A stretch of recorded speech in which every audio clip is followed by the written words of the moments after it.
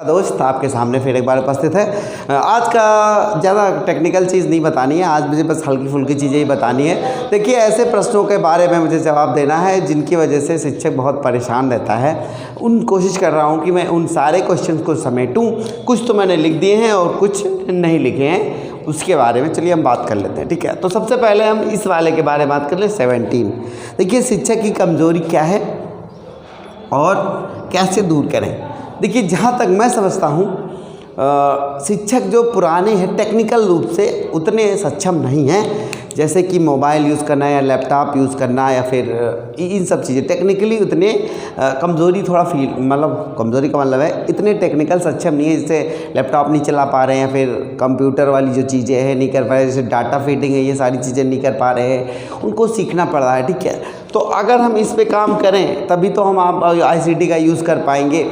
तो उसका सिर्फ एक ही समाधान है, आप ही को करना पड़ेगा, आपको अपडेट करना पड़ेगा, क्योंकि हमारे यहाँ सारा जो प्रशिक्षण हो रहा है, ट्रेनिंग हो रही है, खुद को अपडेट करने के ही बारे में है। ठीक है, तो इंस्टा का फुल फॉर्म में भी लास्ट में आता है एडवांसमेंट, मतलब आपको खुद को अपडेट करना पड़ेगा, आपको नई नई चीज़ें खासकर टेक्निकल का हमको शिक्षा में जोड़ना पड़ेगा। ठीक है, हमको सीखना पड़ेगा कि प्रोजेक्टर कैसे चलाना है, कंप्यूटर कैसे चलाना है। जब हम ही नहीं सीख पाएंगे तो बच्चों को क्या सिखाएंगे। तो हम लोग को इस पर थोड़ा ध्यान देना पड़ेगा, खासकर टेक्निकल चीज़ में हम लोग को सीखना पड़ेगा।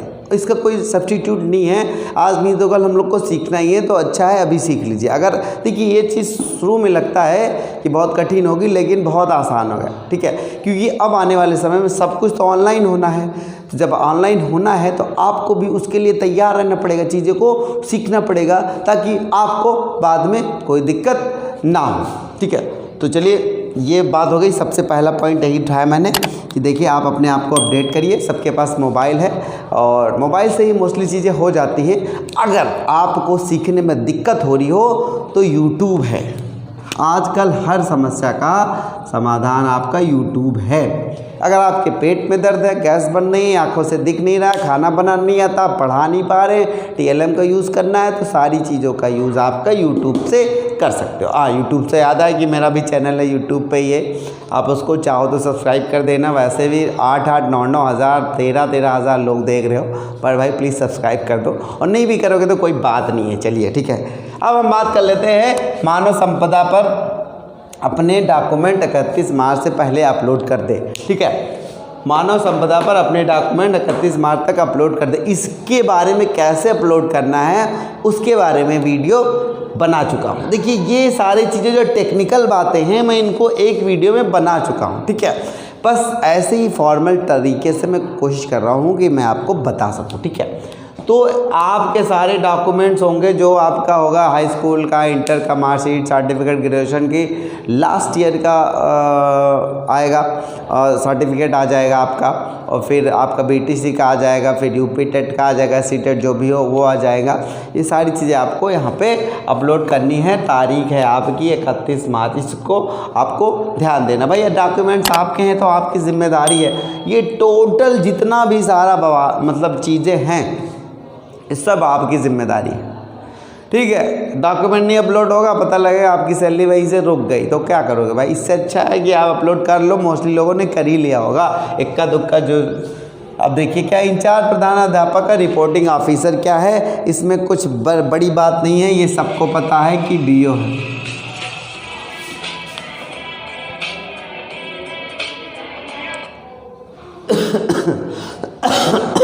संविलियन विद्यालय में प्राथमिक के हेड का रिपोर्टिंग ऑफिसर कौन होगा।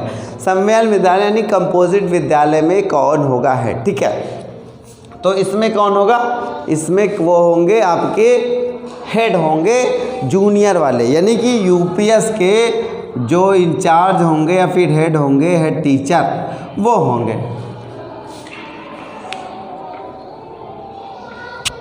ठीक है, तो संविलियन विद्यालय में प्राथमिक के हेड के रिपोर्टिंग ऑफिसर कौन होंगे, UPS के हेड होंगे। ठीक है, क्या आकस्मिक अवकाश के मामले में ज्वाइंट रिक्वेस्ट भेजना है। देखिए, CL जो आप लेते हैं कैजुअल लीव में नहीं भेजना है, बाकी CCL में भेजना है आपको भाई, CCL में भेज देना है। मेडिकल ले रहे हो भेजना है ज्वाइनिंग रिक्वेस्ट, और आपका मैटरनिटी में भेजना है, ठीक है, मैटरनिटी लीव, जितनी भी ये लीव हैं इनमें भेजना है, कैजुअल लीव में नहीं भेजना है, ठीक है। आगे क्या प्रोसीजर ले सकता है? हाँ ले सकता, लेकिन कंडीशन है माँ ना हो या बहुत ज़्यादा बीमार हो, उस कंडीशन में हो सकता है, ठीक है। माँ ना हो या फिर असमर्थ हो। क्या अध्यापक अर्ध दिवस अवकाश ले सकता है? तो अर्ध दिवस अवकाश नहीं ले सकता है। पहले जब आप मानव संपदा पोर्टल पे जब अप्लाई कैजुअल लीव के लिए करते थे तो हाफ डे का ऑप्शन आता था, बट अब नहीं आता है।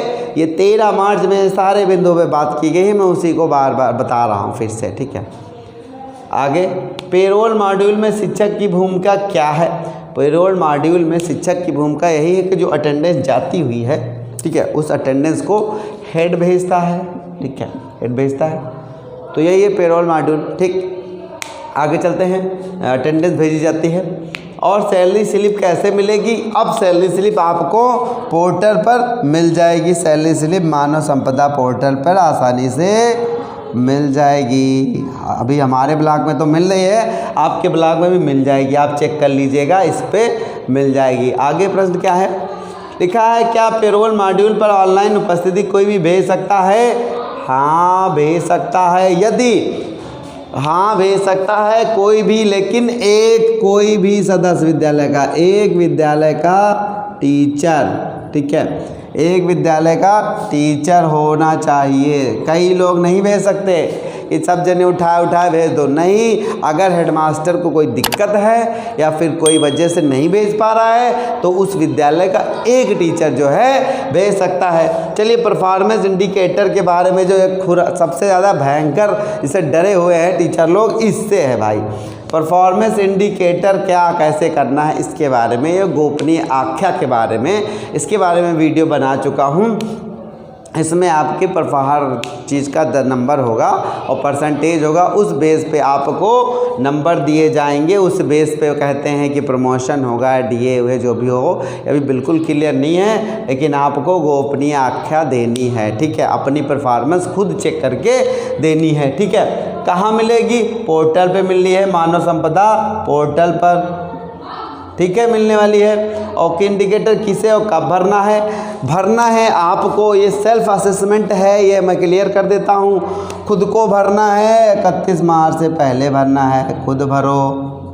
और इसकी डेट 31 मार्च है, लेकिन अभी इसमें थोड़ा बहुत जिस हिसाब से चीज़ें चल रही हैं, अभी कहीं इसका जिक्र ही नहीं चल रहा है, कहीं हो रहा है कहीं नहीं हो रहा है, तो हो सकता है कुछ डेट का इधर उधर हो सकता है, ठीक है। अब ये सर्विस बुक त्रुटिहीन हो, 31 मार्च से पहले आप सभी को ये सुनिश्चित करना है कि आपकी जो सर्विस बुक हो उसमें कोई भी त्रुटि ना हो। जॉइनिंग डेट, आपकी डेट ऑफ बर्थ अगर हो गई तो आप भुगतोगे। मेडिकल भी अगर है तो लिया है तो चढ़ा दीजिएगा, वरना आपको आने वाले समय में बहुत ज़्यादा दिक्कत हो सकती है, ठीक है। चलिए आगे, ये सर्विस बुक भी आपकी जिम्मेदारी है, आपको भरना है। सहायक अध्यापक गायब हो गए, हेडमास्टर को पता नहीं है, उस कंडीशन में क्या किया जाएगा इसके बारे में मैं बात बता देता हूँ आपको, क्या करेंगे आप लोग, ठीक है। तो चलिए, सहायक अध्यापक अगर गायब हो गए तो हेडमास्टर ही निपटाए जाएंगे। क्यों? क्योंकि हेडमास्टर छुट्टी देते हैं सहायक को। अगर भाई अब बीओ को नहीं पता है कौन सा सहायक आया है कौन सा नहीं आया है, क्योंकि जो सहायकों के रिपोर्टिंग ऑफिसर है वो है हेडमास्टर, फिर इंचार्ज।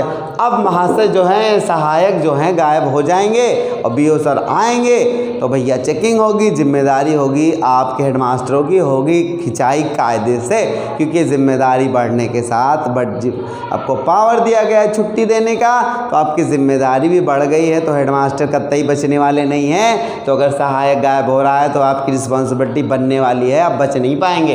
प्रधानाध्यापक इंतजार अवकाश स्वीकृत कर सकता है, तो प्रधानाध्यापक 4 माह में 4 लिख देता हूँ मैं, माह में 4, और 4 से ज़्यादा ले रहा है तो बीओ सर से करिए, ठीक है। बीओ सर से आप अपनी छुट्टी को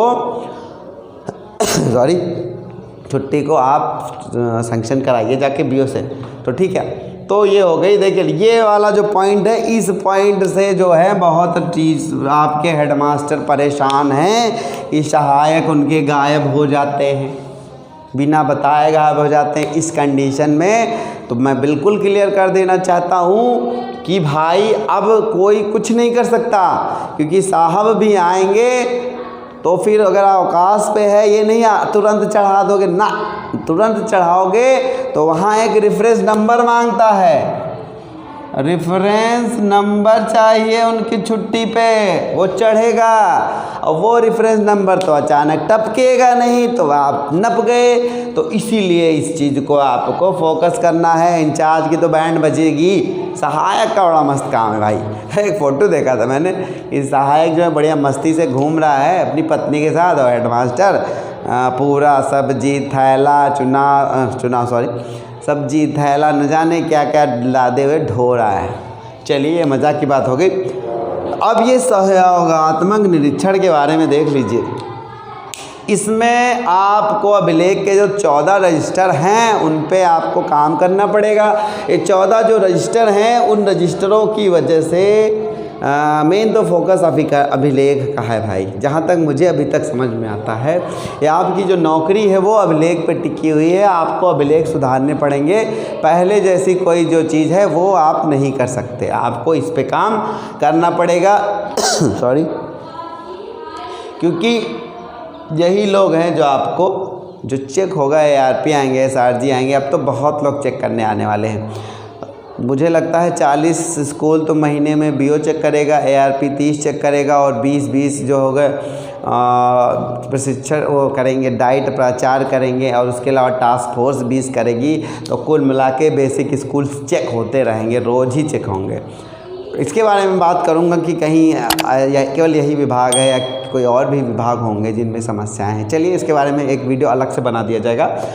तो ये सारी चीज़ें हैं, ये चेक वाली बात है। तो भैया जो है आपको निरीक्षण के बारे में भी सहयोग, मतलब निरीक्षण के बारे में आप अभिलेख तैयार कर लीजिए बढ़िया से। अगर अभिलेख आपके सही हैं तो कोई दिक्कत नहीं है। ठीक है दोस्तों, तो ये था मेरा वीडियो। कोशिश की है कि काफ़ी चीज़ें हो के उत्तर दे दूँ। फिर मिलूँगा एक और इंटरेस्टिंग वीडियो के साथ। धन्यवाद।